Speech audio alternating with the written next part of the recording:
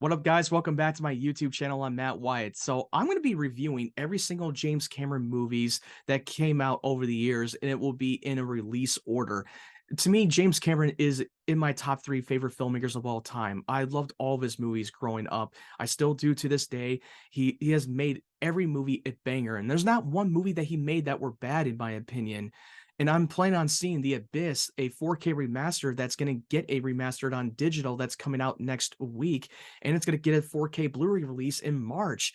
And they're re-releasing this film in the theater for a one-night event in Dolby Cinema, which I'm excited to see this movie again. I haven't seen this movie in a long time. I watched the theatrical cut when it came out on HBO at the time, and it would be a great refresh experience to experience the film in a special edition version with an audience on the in Dolby Cinema, which I'm very pumped to see. So I'm going to be reviewing the first movie that he has ever directed, which is called The Terminator, that came out in 1984, which is an idea that James Cameron came up with in his fever dream. He had a nightmare about a cyborg killer going after James Cameron, and he woke up and had an idea to come up with a definitive robot killer that has not been done like that before at the time. And it's fascinating that he made this movie that he came up with in his fever dream. It's crazy. We get into the opening of the film in a post-apocalyptic future in the year 2027, when we're seeing a big battlefield between the humans and the machines. And it's getting this opening text, and it's telling us that Skynet, an AI, had taken over the world and started a nuclear holocaust, and the war began between the humans and the machines. And now they're at the end of the war, and Skynet has sent the Terminator, played by Arnold Schwarzenegger, who is an infiltration killer machine, and sent back in time in the year 1984 to terminate Sarah Connor, who will have a son named John Connor, who will lead the human race to salvation. And John Connor has sent a backup plan, who is his right-hand man, a lone soldier, the resistance fighter named Kyle Reese, played by Michael Biehn, and is sent back in time to protect her from the Terminator. And I love the whole cold opening of that movie, the battlefield of the machines battling with the humans. I thought it was a great sequences. It was a very dark and visceral, and the opening of the music score by Brad Fiedel was so retro, and he's one of the iconic music composers of all time. And I'll be honest with you, my first experience watching the Terminator film was after I watched Terminator 2 Judgment Day, because my older brother has seen T2 first and showed me this movie, and I loved T2, but I had not seen the Terminator, so I watched it out of order, and I was so confused that the first movie was actually the first film before T2, and I was so confused in that order because I was like 6 years old at the time, and as the time gone on, I started to realize that, yeah,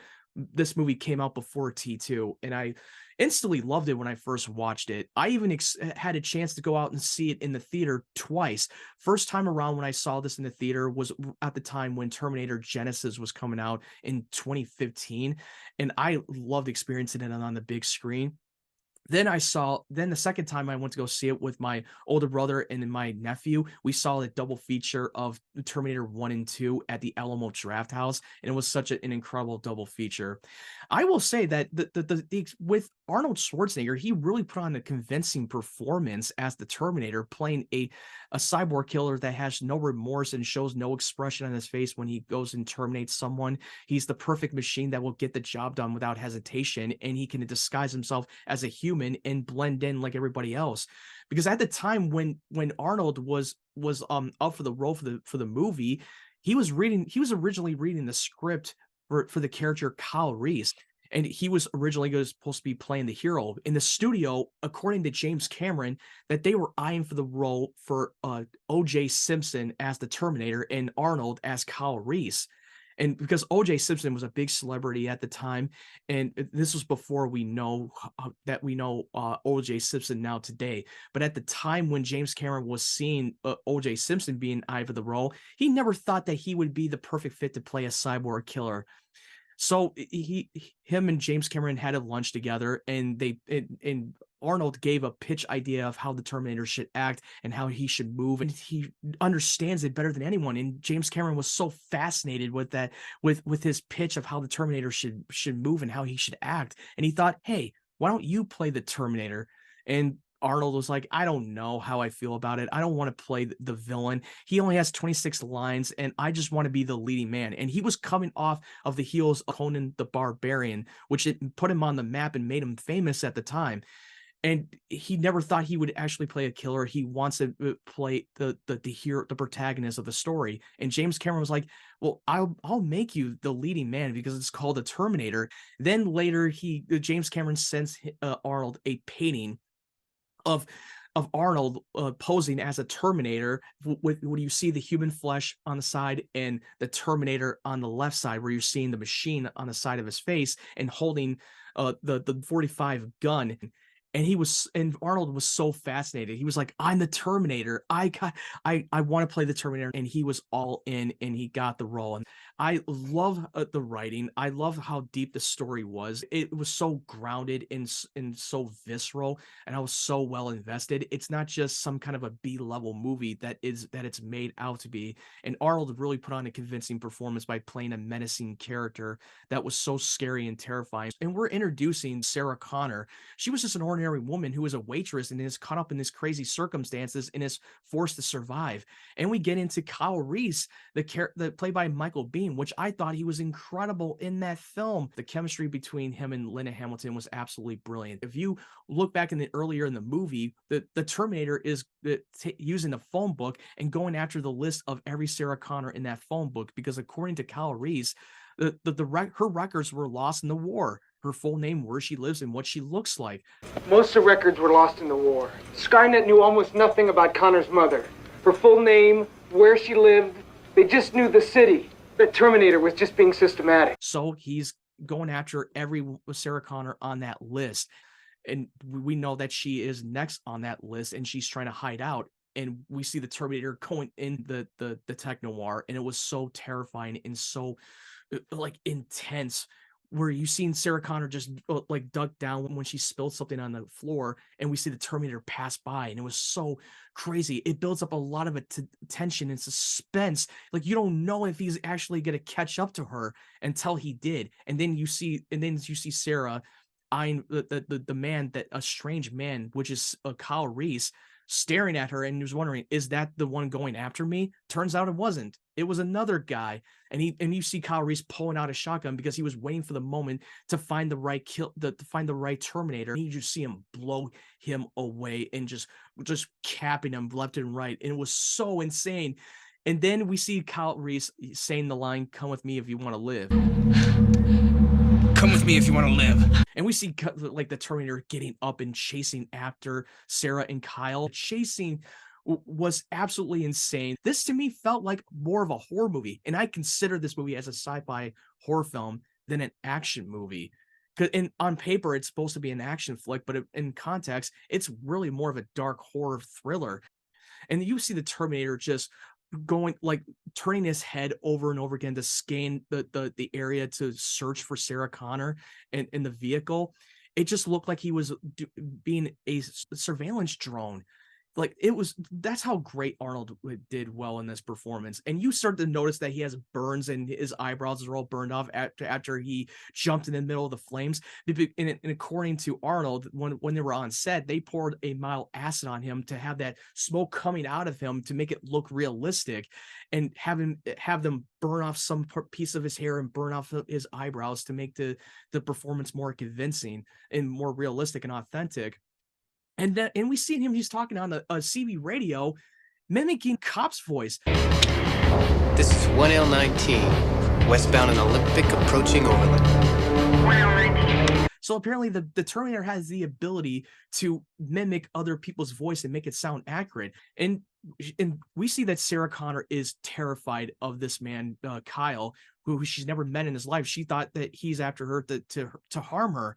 But Kyle was like, "No, I'm here to protect you. I'm here to help you. I'm Reese, Sergeant TechCom, Biehn 38416, assigned to protect you.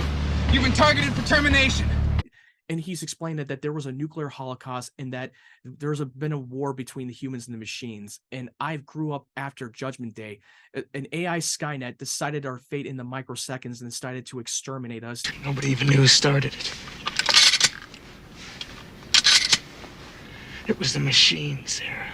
and this is just what he was been told, because Kyle Reese like grew up after Judgment Day. And there's another great shootout scene in the parking garage in a car chase, which I love the way they choreographed and the scene and was done well in a practical standpoint. After they get caught by the cops, the Kyle Reese is now being interrogated by the police, and especially Dr. Silverman, who's a criminal psychologist, and is asking him 20 questions about him and about why he believes the things that he's saying that maybe sound crazy and outrageous, and nobody believes him about the Terminator in the future and the war. They think he's a lunatic, because if you're just rambling on about robots and being from the future, of course they're going to think you're crazy, and they will have you being committed and put into asylum. And I thought the scene with Kyle Reese's performance was absolutely raw and intense, and he just went like full at it, like he was on fire, and I love it. And he was like, dude, you still don't get it. That thing will find her, and it will not stop until she is dead. You still don't get it, do you? He'll find her. That's what he does. That's all he does. You can't stop him. He'll wait for you, reach down her throat, and pull her fucking heart out. It can't be bargained with. It can't be reasoned with. Feels no pity or remorse or fear. It is unstoppable, and you cannot stop him. You're not equipped to it. That Terminator is out there. It can't be bargained with. It can't be reasoned with. It doesn't feel pity or remorse or fear.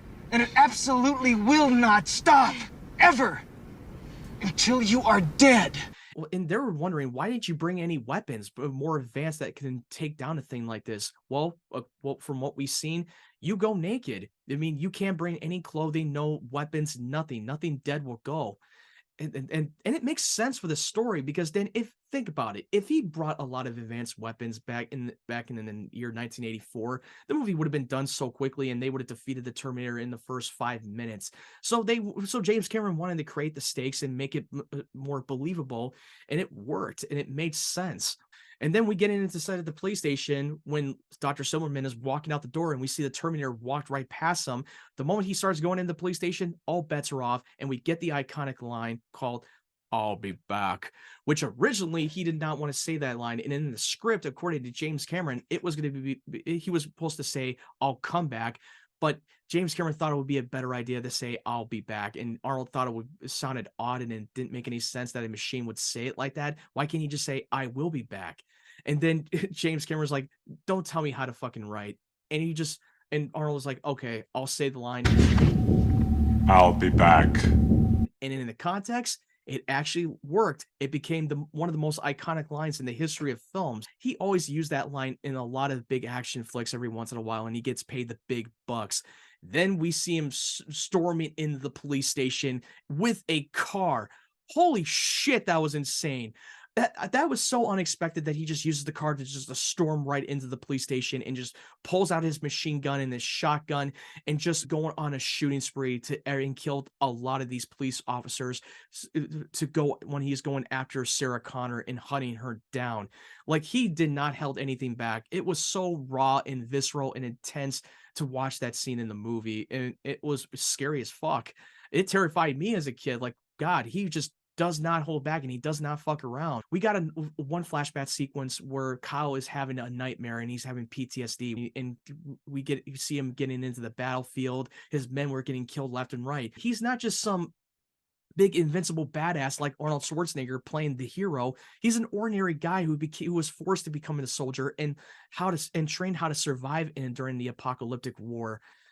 And we got another flashback sequences from Kyle's perspective, that he's in a big resistance base, and we see how dark and visceral it was during the time of the war, and the people were starving and dirty and filthy, and how depressing it was. And we see that he's got a photo of Sarah Connor, and at the time we don't understand why he has that photo. Then the Terminator just infiltrated the resistance base and started killing everyone in that base. And I will say that some parts of the effects are a little bit dated. Not to say it was bad, but at the time it was in the 80s at the time. They didn't have that kind of technology to make it look as good as it could. And there's a deleted scene that was left on a cutting room floor that didn't make it into the theatrical cut of the movie, which I wish that James Cameron had let that in. In the scene, we see that Sarah Connor has found a place that where the machines are originated from and where Skynet was born, and it was called Cyberdyne System, and she's trying to convince him that we need to blow up that place so that we could prevent the war and prevent Skynet from ever being born. In the future will never come to pass. But Kyle's like, this is not my mission. This is not what I set out to do. And she just storms away from him, and he goes after her. Sarah Connor is so scared and terrified that she just does not want to wait for that thing to catch up to them or having anyone looking over her shoulders. And Kyle is starting to have a big emotional breakdown. He tells her that I don't belong here. I was never meant to see this. And he breaks down and cries like, all this is all going to be gone. Everything will be gone. And because he never grew up prior to Judgment Day. He never had the pleasure to have the beauty of the environment that is surrounding him. And it's just, how do you handle that from a guy who have never lived in that time, who never had the pleasure to experience the beauty of the environment? It really fucks with your head a lot. And I thought they should have let that scene in the movie. Then we get the line from Sarah Connor that we can change it. We have to at least try. There is no fate but what we make for ourselves. Well, we can change it, Kyle. We have to at least try. There's no fate but what we make for ourselves. So that line also came first in the movie that was brought in later in Terminator 2. Then we get into the motel room where Kyle is confessing his love to Sarah Connor. And he told her that John Connor gave me a picture of you once, and I don't know why at the time, and you look young like you are now. And he fell in love with her before he even had a chance to meet her. And on paper, it wouldn't have worked, but in the context of the film, it was very well executed. I came across time for you, Sarah. I love you. I always have.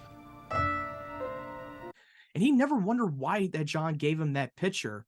And the plot twist was Kyle Reese is the father of John Connor. One of the biggest plot twists in the history of films that we did not see coming. We didn't suspect him that he was going to be the father of John Connor, but now we understand why that John gave him that photo in the first place and why he never told him, because it probably would have affected his decision for the outcome and affect the future. The love story between Kyle and Sarah was so convincing and very believable, and it was such a beautiful scene, and I enjoyed it. I ate it up. Now, jumping forward, we get into the third act finale where the Terminator is just going another big scene chase. He's on the motorcycle with a machine gun, and they're on the truck, and they're trying to get away from the Terminator, and Kyle just throws a bunch of bombs at him to slow him down. Then he gets hit, he gets shot and gets badly wounded, and they crash. And then she tries to get him up and get away from the Terminator, and he's in a big ass truck. And that chase was just, oh God, this Terminator does not stop. It will not stop until Sarah is dead, until he completes the mission. Then Kyle just throws that bomb inside the truck and blows it up. And just when we thought that the Terminator has been defeated and been destroyed, and we see Kyle and Sarah reunite, then we see the Terminator just coming out of the flames. And now you start to see his full form. And we notice that he's not walking properly. He's kind of physically damaged. And I thought that was kind of more of a visual choice, because you start to notice some of the animatronic that is done in the stop motion animation, which was a little dated. We can accept that it's there, and because the CGI wasn't really a thing at the time, but I'm glad it was done practically. They're chasing him through the factory. They're trying to stall much more time by turning on these machines. And Kyle is still badly wounded, and he's about to doze off. Now Sarah is going to have to step up and be a soldier and help defeat this Terminator. And Kyle just puts that bomb inside his chest and blows him up. And he sacrifices himself, which I was so broken that they killed off Kyle Reese in the movie. He was such a great character. But I get it. I get why they did it. But I still wish that he would have lived a little bit longer. But it was a great self-sacrifice. Then we see that Sarah is also badly hurt, and she could hardly walk. She had a lot of shard like stabbed in her leg. And the Terminator is still alive. He's only half alive, and crawls in and goes after her. And then she gets through the hydraulics to crush him down. And she says that another iconic line that just still stood out to me, that got me chills. She says, "You're a terminated fucker." You're a terminated fucker. Pushes that button and just crushes him in the hydraulics. That was so badass. This is where now Sarah Connor is going to have to train herself to become a warrior and prepare her future son John Connor for the inevitable outcome. We get a flash forward in this in at the end of the epilogue where she's recording her tape and she's now pregnant, and she's asking him, would it affect your decision to sending Kyle Reese, your own father, back in time, knowing that he is your biological father? And she knows that there's a storm coming, and she knows she's going to have to be prepared.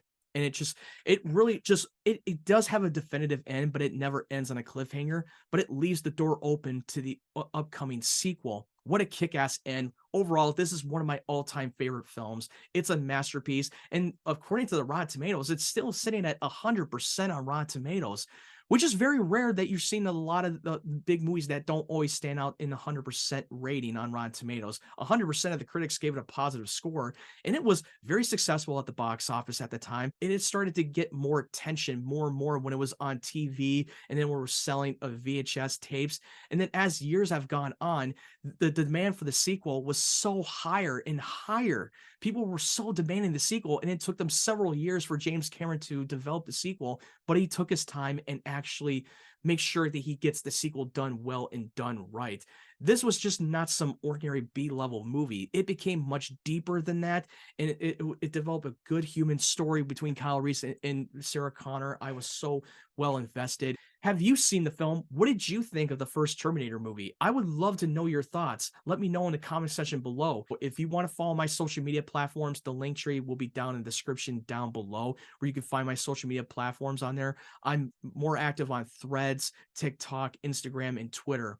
If you like this video, go leave it a like and subscribe to my channel for more videos to come. I would really appreciate your support. My channel is starting to grow faster than I anticipated. My Godzilla -1 review is skyrocketed. It's pretty much almost at 4K, almost. It's insane that my number had reached that high. Thank you so much for watching my videos. If you want to subscribe to my channel for more videos, just hit that button. It's one click away. It's very easy. I love all you guys who are supporting my channel. I'm going to continue to keep making more. And I'm going to be reviewing a lot of the Christmas holiday movies, some of the movies that I loved and I can't wait to get into. Keep an eye open. I hope you guys have a great day, great evening, wherever you're from. And I hope you guys stay safe and take care.